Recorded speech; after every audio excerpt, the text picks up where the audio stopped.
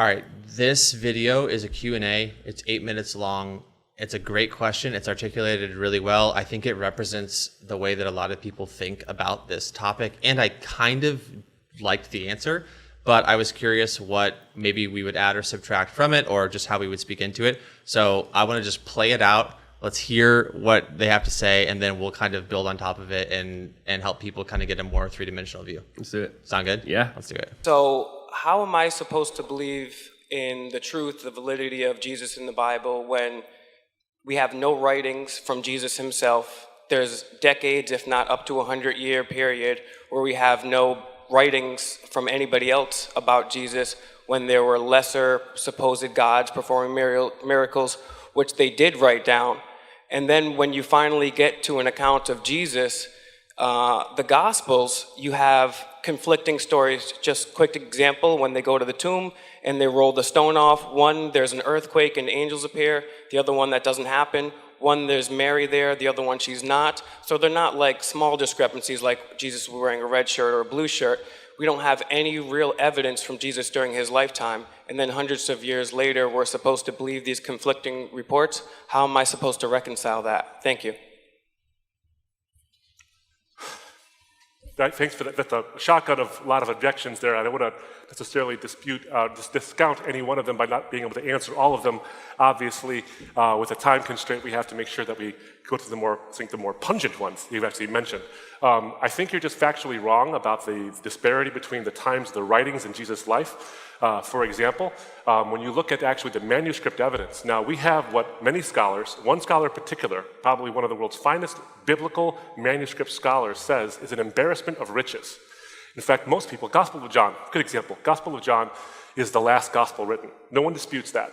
Many thought it was written in the 200s AD, long after Jesus' death. And so there was all this presumption about how Gospel of John is theological, it's legendary embellishment, there's no possible way this could actually record the life of Jesus. Obviously, it's just someone's theological reflection after the church gets established. But then they find this little postage stamp-sized fragment of the Gospel of John, chapter 18. In fact, the very verses Robbie quoted when he talks to Pilate and he says, whoever's on the side of truth listens to me, is on this little fragment. The fragment itself is dated between 90 AD and 125 or 150 AD. That's the fragment. And it's a copy of a copy of a copy. Now, of course, as you know, copies come after originals. That's kind of how it works. So if the fragment of the Gospel of John, the very last gospel written, is a copy of a copy of a copy, and that's written between 90 and 125 or maybe 150 AD, that means the originals are even earlier than John. Now, if John is the last gospel written, and Luke and Matthew are written prior to him, then that means that they are written prior to 90 AD or so. They draw, in fact, Acts is a book that's a sequel to Luke. So if you follow the sequence backwards, you have John, not written in the 200s, easily written within the first century. Then you have Luke and Acts is the sequel to Luke. What's interesting about Luke is you look at what Gospel of Luke records.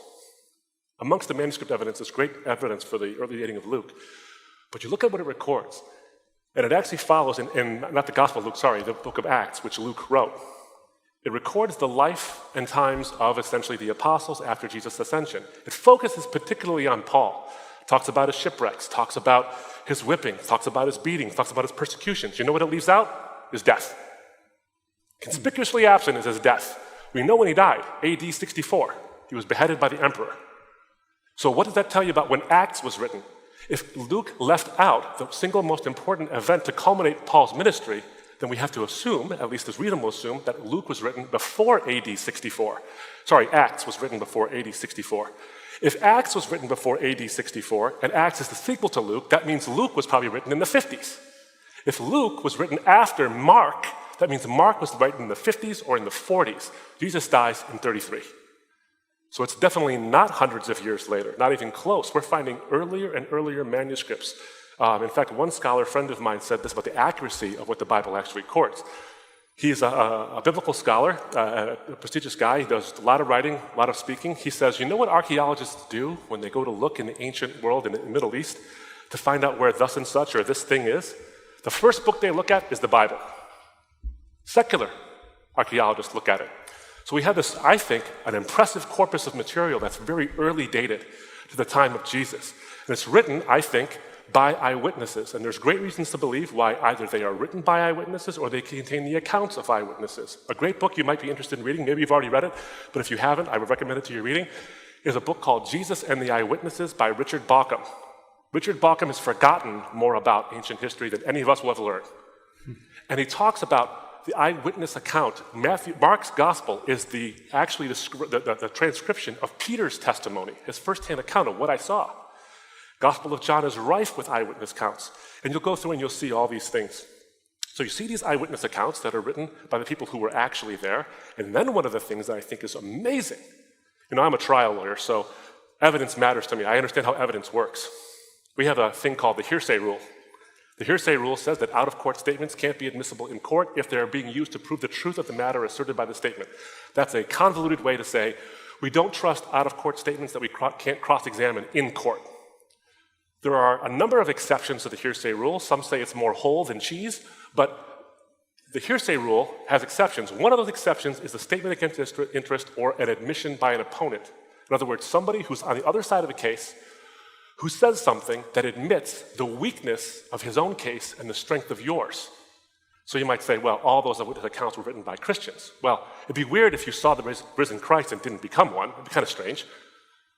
But what would you like to have as an eyewitness? You'd like to have an enemy of the Christian faith who thought it was wrong and was ready to stamp it out and suddenly become a Christian. That's exactly who Paul is. If I were in a trial and I had a witness like Paul, who was once my enemy but is now on my side of an issue, you put that guy on the stand and you let him sing his song to the jury over and over and over again because he's willing to change his mind, and it cost him something, and that gives him credibility. That's why we have exceptions of the hearsay rule for these kinds of things. Early dating of the Gospels, the reliability of the Gospels, as but one example. Even the Old Testament has a lot of these things as well. Then you have the credibility of eyewitnesses themselves. Even hardened skeptics, Bart Ehrman, for example, will tell you this idea that we have no evidence for Jesus until hundreds and hundreds of years later, that is bunk. He went on the Atheist Guy radio show, and the Atheist Guy radio show host tried to say, well, we know that Jesus is just possibly a legend because there's not real evidence. And Bart Ehrman, who's not a Christian, who's an atheist, said, well, that's not true. The guy says, well, you know what I mean? It's like, no, you can't be irresponsible like that. You have to point out there is strong evidence that Jesus existed and that he died by crucifixion for his claims to be the Messiah. And there's pretty good evidence for a resurrection, though I don't believe in it. So you see all that stuff. I say, that's why I would say to trust him. There's great evidence, I think, for the historicity of the Gospels, and there's great evidence for the life, death, and resurrection of Jesus. And they're all preserved in this little booklet that stood the test of time for 2,000 years. It's not like scholars haven't been poking at it. They've been poking at it for quite some time. But the presumptions of later dating have actually been sent to the flames by a little postage stamp as but one example of the manuscript evidence that's available for the Bible. So what I would say to you is, why should you trust it? I'd say because it's proven itself trustworthy. There's a healthy skepticism in your question, and I appreciate it. I think it's the right way to look at things. Why should I trust it? The question you have to ask yourself, and I have to ask myself, I'm not singling you out, I think everybody in this room has to ask. You can ask the question two ways. Why should I trust the Bible? Or, why should I trust the Bible? So there's questions with the exact same wording, but I think different views on it. There's a skeptic who is somebody who believes something, who won't believe something until there's enough evidence. It's just natural. And then there's a cynic who doesn't believe even when there is. And I would suggest to you, take that skeptical view and look at the evidence, and I think it'll actually answer your question of why. Thank you so much for your question. That was a pretty solid response to a good question. I don't know if I could whip that up that articulately that well, but what do you think? Yeah, I mean, I think there's a lot of good there. I like that he is a trial lawyer. He kind of calls upon his experience. He talks about, exceptions to the heresy, or not the heresy rule, the hearsay rule. Mm-hmm. I do appreciate that. I will say that the kid asked a couple of different questions. So one being this, we do have books like 1 Corinthians that was written about 20 years after the resurrection of Jesus. Mm-hmm. And most of the writings from specifically Paul and just that first century era, one of the things that maybe you've heard before mentioned when people talk about this was during the time of Pax Romana, or like Roman peace. And the idea was Rome was really known for building like a really solid road system, like all roads lead to Rome. and they had Roman peace, like Roman travel. And so letters could get around a lot smoother, a lot quicker. It could get to the intended target. You could make copies of them. So this is like during Roman peace, where you could actually like make many copies and it could travel fast. So it doesn't take like centuries or decades, or we assume they were slow back then, or we assume they're bad at copying or writing things down, or it would take a while to get there. It's like, no, travel was actually pretty efficient. Travel was pretty safe. So my point being, 1 Corinthians being written within 20 years of the resurrection, and 1 Corinthians 15 is the lengthiest chapter on the resurrection. And Paul is actually giving names of people who saw Jesus.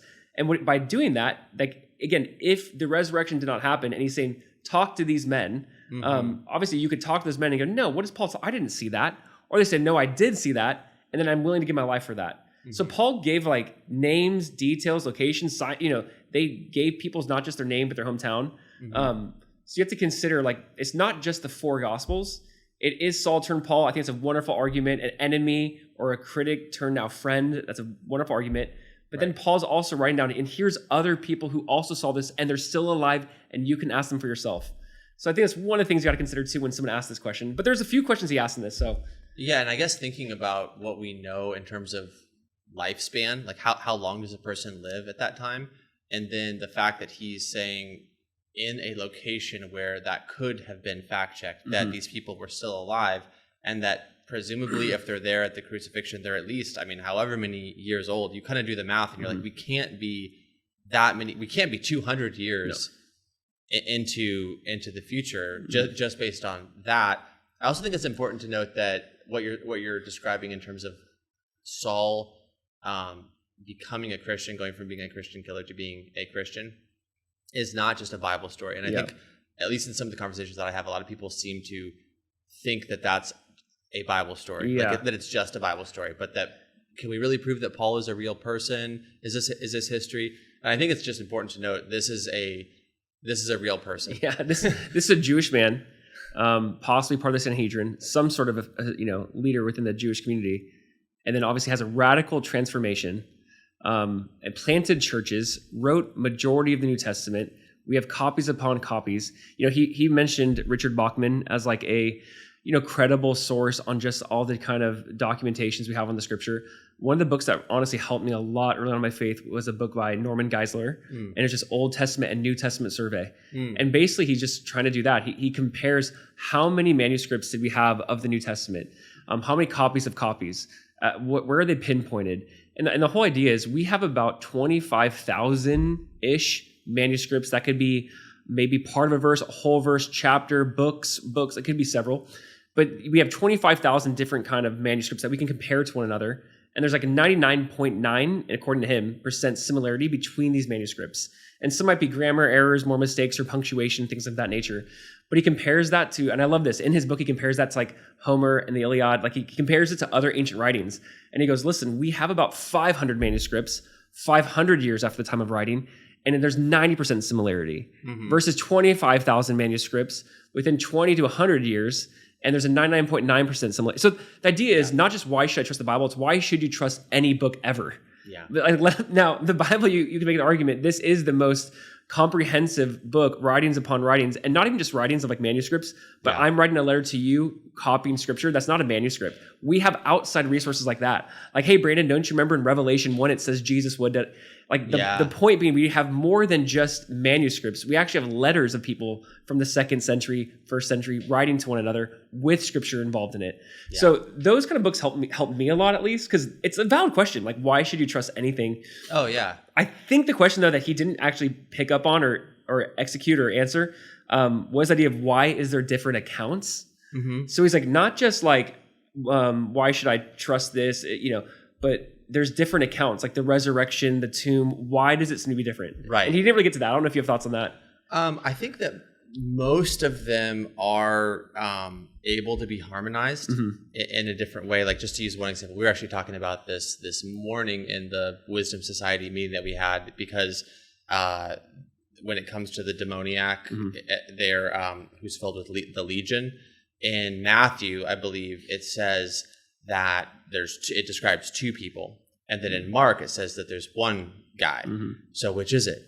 They're lying. But then, at least one response to that is that if you have two people, then you also have one person. And if Mark is talking about the one person who's maybe the primary character that's driving the story, that doesn't logically mean that there isn't a second person. It just means that he's focusing in on this one person. And I think some of the contradictions are like that, where if you actually look at what's being said, it's not actually a contradiction. It's just a difference of focus within the story for a different purpose. Yes. And I think, what would you add to that? No, I mean, if you and I saw an insane car accident and there's like you, me, and a couple buddies, and we all saw it go down, we'll all say the same thing, but probably have different vantage points or perspectives we should offer. Yeah. And it is funny to me because here's the thing. If all four Gospels, Matthew, Mark, Luke, John, which are all four complete, Matthew who was with Jesus, John who is with Jesus, Mark and Luke not with Jesus at the time of the resurrection in that sense.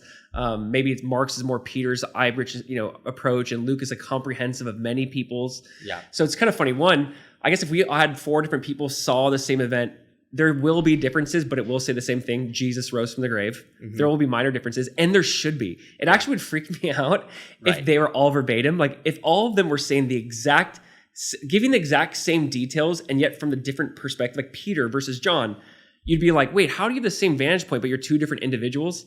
I'd be like, this is suspicious. Right. I don't know if I believe this. It's like four friends who go, okay, guys, let's get our story straight.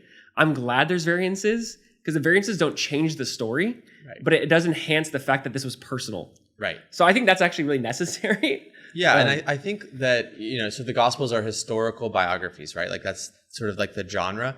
And I think that these types of things that the guy here and the questioner is bringing up, I think it's valid, but it makes sense once you accept the fact that God is allowing the normal means of history to be in play as the Bible is being formed. He's not lasering onto a stone the information that we're then like, oh, here we have like the magic stone. It directly, that's not how God chose to do it. God is using the normal process of history.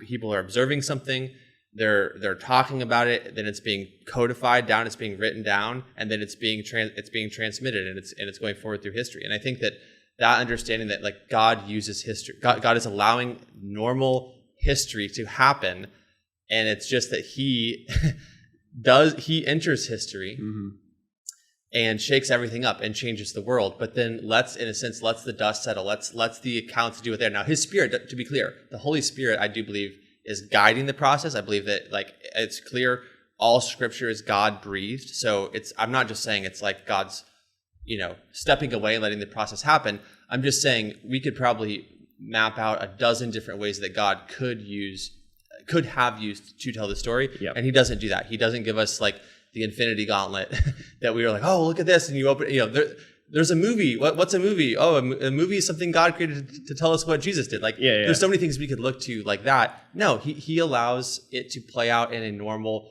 manner. And basically it is therefore going to include a lot of these things that you see in the writings of that time, which I think is a phenomenal argument that these people aren't making stuff up. Yes. It's not a controlled transmission. It's not what you would do if you were telling a myth. It's damning in a sense to the authors in the sense that it's scandalous. You admitted your own mistake. You admitted your own limitation. There's all kinds of things in it that you wouldn't do if you were like, let's craft a mythology story and then we'll try to pass this off as if it's written by God. Yes. That's not what they read. They read like historical biographies. Yeah. Can I give you an example of like what you're saying? Yes. I actually love what you're saying. In Matthew 28, it's the resurrection account, and there are some variants of details. And I actually love, I love that this guy, a kid with the question, I love that he's actually reading the resurrection account. I mean, I would say to everyone, first of all, go read the resurrection accounts from all like four perspectives. I do think you get this really complete picture around the resurrection, and you'll notice something that's very similar. Like everyone doubted. Mm-hmm. Everyone's like, there has to be something other than Jesus rising. Maybe they stole his body. Like, so what I love about like the fact that he's reading the resurrection account, and even when you read that, like if you and I were making this up, we're like, hey, let's make sure we throw in our doubt. So I think one of the best ones is Matthew 28. So Jesus rises again. He's in Galilee. He's about to give him the Great Commission. And if he said, it says in Matthew 28, like 16 and 17, he directs them to a specific mountain in Galilee, and it says, and they worshipped him, and some doubted. And then he gives the Great Commission to go make disciples. But you're like, this resurrection just happened, same chapter. You see him in Galilee now with disciples. As they're worshiping, there's some doubting. And I think, like, again, if we're here, if these men were there to gather and make this false story, why would you want to even show that there's some doubt? We saw the resurrected Jesus, but we even still struggle with the resurrection. Because again, the resurrection surprised everyone. Like, there wasn't supposed to be a resurrection of one man in the middle of history. The resurrection to the Jewish mind was to be for everyone at the end of history. But this one man rose like in the middle of history. And it's almost like, it's so, if you think like, oh, they would believe anything back then, that's not the case. Right. Obviously, they wouldn't just believe anything. This is like the last thing they'd expect is one person to rise in the middle. So the fact that it says in some doubted, it shows the humanity. It shows that this was not like, let's make up a story and include those details. Yeah. You know, so the fact that he's studying the resurrection accounts gives me the most hope, because this is so anti how we would do things. Yeah. And one like last thought, C.S. Lewis wrote about this when he talked about like just the authority and difference of scripture from other ancient writings. He said this phrase of, the gospel content is far too detailed to be legend. So the gospel content is far too detailed to be legend, because there are some random like details thrown in, and they're like, why would they say, you know, and the cloth was laid at the head, or why would they say the disciples caught 153 fish in John's gospel? Like, who cares? Yeah, exactly. Who cares is 153?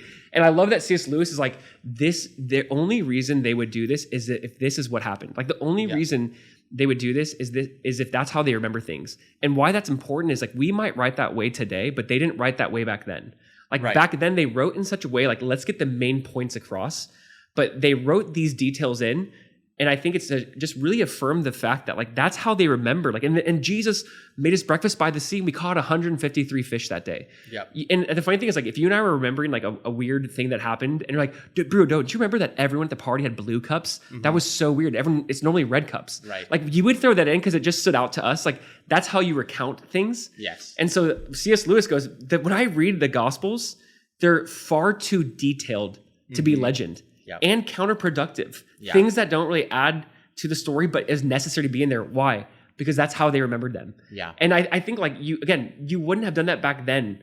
Like, women saw Jesus first to rise. Like, a woman saw him first to rise. Right. Why would you do that? Like, there was just so many things that weren't productive. So the fact that these young guys reading the gospel accounts and finding discrepancies, I'm not like intimidated by that. I'm like, I'm so glad you're reading them. And have you noticed these crazy details around that? Yeah. Yeah. Yeah, two things I want to add. Please. Just two last thoughts is it's not just what Lewis is saying that it's detailed. It's also that they're accurate in a way that you couldn't be unless you were really there in that place and at that time. So I'm thinking of what Wes Huff talks about. It's called onomastic congruence. And it's the idea that the usage of the names in the New Testament as a percentage match what was actually true in terms of the commonality of the names in the first century based on every other record that we know. You can't get that right to a percentage point unless you really were there at that place and at that time. That's one example. Then there's all the parts about the topography. We went up to Jerusalem. We went down to Jericho. All of the up and downs match the topography that, again, you have to be in that place in order to get that right. If you're writing this later, if you're writing this 200 years later in Italy or whatever, you're not going to be able to do that. You don't have, ChatGPT. There's no Google. And then the other thing that I wanted to hit on is because I'm sure someone will say, okay, this is all fine, but maybe it's still somehow coming later because we don't really have. He's talking about a paper, like a stamp-sized fragment. I think he's talking about P52, although I'm not sure because he didn't name it. But of John 18. So he's saying that pushes the date here, and then he's kind of running his math back. So if it's a copy, then that means this, and he does that whole line of argumentation, which I think is actually great. But someone might say, but we still don't have the autograph, meaning the original. And this is a really important note that I didn't fully understand even until fairly recently. We do have the autographs because the autographs are not the relics. They're not the physical papers. They are the information. So if I write down a short letter and 1,000 people copy that letter, and then I burn the original, if I can construct through textual criticism and get a clear picture of what my original letter was, even though I burned it, I have the autograph, because the autograph is the information, not the paper. Yeah. And we know that we have the original autographs in terms of information. And this opens up a whole conversation that we don't have time for right now about textual criticism. Yeah. But you can look at the 5,000 plus just Greek manuscripts to play off. You brought up 25,000, including the other languages, but just Greek, 5,000. You can sit there and say, we know what the original said, based on textual criticism, and that's a really important point, because if what matters is the original information, the original words, the original message, if that is what is the autograph, not the paper, not the relic of the original document, like the original papyri, like that doesn't matter. What matters is the information, and we have the original information. So in that sense, we have the autograph, and that's a point that I literally didn't even know until the last year. But once you understand how textual criticism works, you go, okay, then that solves that whole other side of the conversation that that's good guy was bringing up here. I like that. And we forget copies were being written while the author was alive. What does that mean? That means if something was off or untrue, he could dispute and say, that's not what I said, that's not what I wrote. There were copies upon copies being written. And Paul even asked different churches, send me other letters or send me the scriptures. And you would think it's like, hey, Paul, we want to just fact check. Did you actually say this? Like the point being that there was never a time we see it being copied in such a way that wouldn't model reflect the first. We don't see them correcting it. I just find it, man, all of this, it's worth exploring, dude. It's so exciting to me. Yeah. And this also gets into, like, this is like just a teaser for another video or something, but it does get into like the canon and why are the books that were chosen. Because when you do have a book that comes along and says something that is disparate, the early fathers go, well, wait a second, that doesn't align. We have a dozen sources saying this, and then we have this one source saying something totally different. We discredit that source for that reason, because we acknowledge it for being, Gnostic or whatever other doctrine was being infused.